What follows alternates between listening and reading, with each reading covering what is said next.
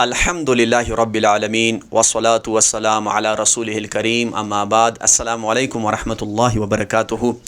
الحمد للہ آج ہماری 13 کلاس ہے، 13ویں کلاس ہے اسلامی عقیدے کے حوالے سے، اور آج ہم انشاءاللہ ایک اہم سوال کا ذکر کریں گے۔ آج تک جو ہماری کلاسز ہوئی ہیں وہ سب اللہ سبحانہ و تعالیٰ کی توحید کے بارے میں ہے کہ ہمیں اللہ کے بارے میں کیسے ایمان لانا ہے اور اس کے فائدے کیا ہیں اور ہمیں کیا کرنا چاہیے اور کیا نہیں کرنا چاہیے۔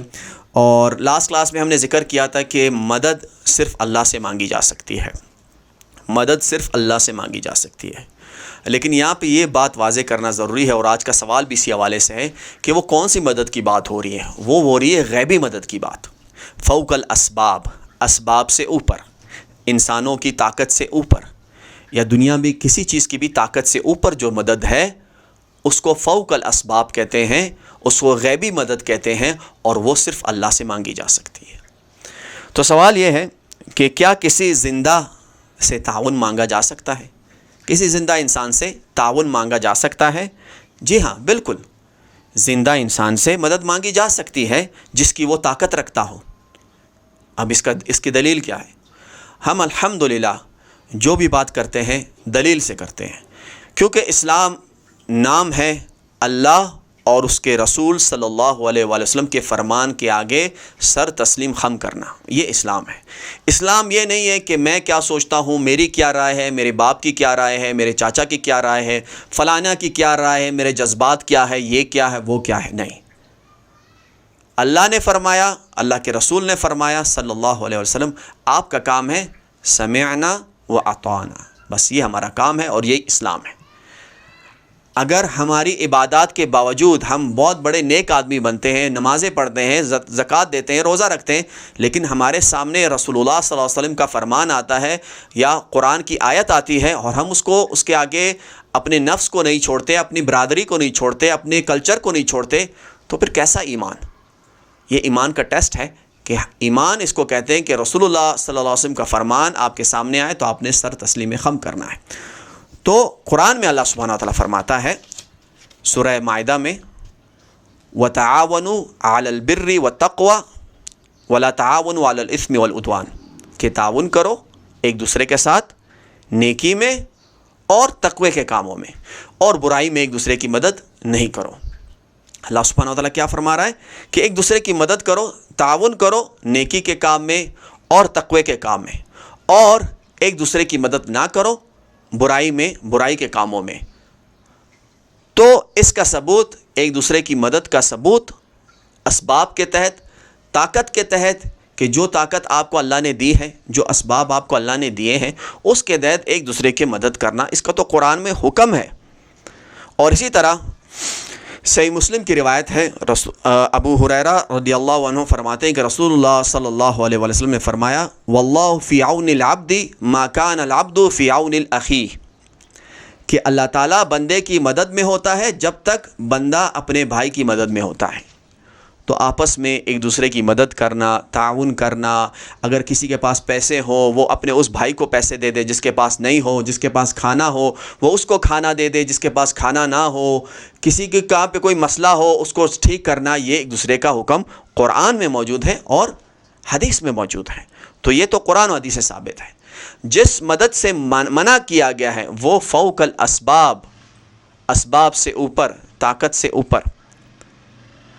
مثال کے طور پر اس دن ایک مولوی ہیں، بہت مشہور ہے، اور اس نے جو ہے چھوٹا سا کلپ میں نے سنا تھا، اس کے کچھ الفاظ مجھے یاد ہیں۔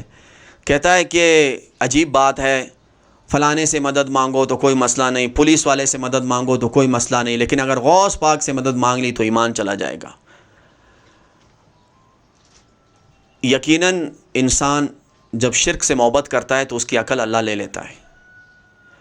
اگر کوئی انسان کسی فوت شدہ پولیس والے کی قبر سے جا کے کوئی مدد مانگتا ہے تو وہ بھی شرک کرتا ہے۔